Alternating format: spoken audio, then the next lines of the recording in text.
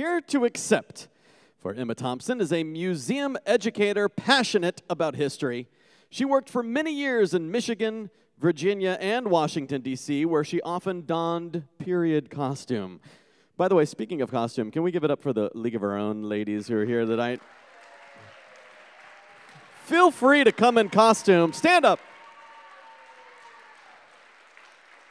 Next year, everyone, costumes.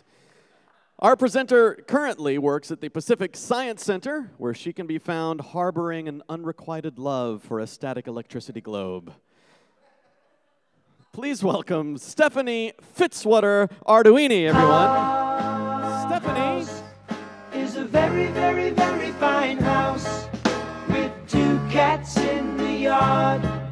Life used to be so hard. Now everything... Hi, everyone.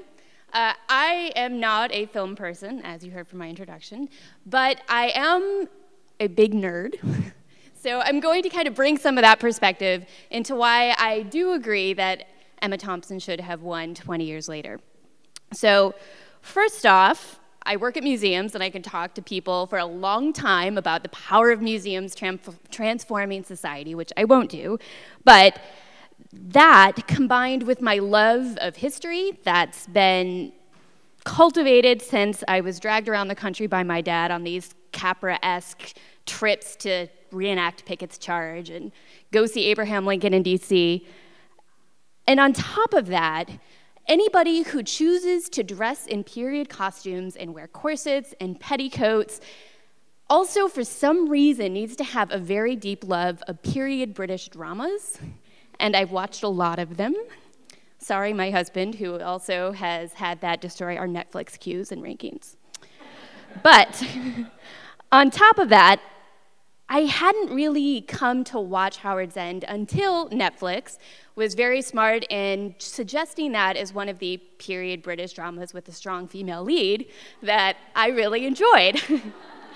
And it's true, because even though this clip shows Emma Thompson kind of being put in her place in this way that she's trying to stand up for her sister, I found it fascinating just how modern and contemporary the story felt, even though they're wearing clothes from the early 20th century. And I really appreciated how complex the story was and how subtly Emma Thompson brought that into her character. There were times when I wanted to stand up and just like shake her, like, no, seriously, he has a ridiculous mustache. I mean, come on. And there were other times where, you know, I, as the feminist in me, was really excited to see her standing up and embracing intellectual ideas and having an opinion of her own and kind of bringing that into a partnership with her husband. Because she was awkward, she was romantic, she was witty, she was strong, she was at times submissive. She was an oldest child and stubborn, as I know well. She was principled, she was conflicted. All of those things made her a complex character and a complex human being, which, as somebody who studies history and loves it so dearly, it's those complexities that make really compelling stories and a really compelling character.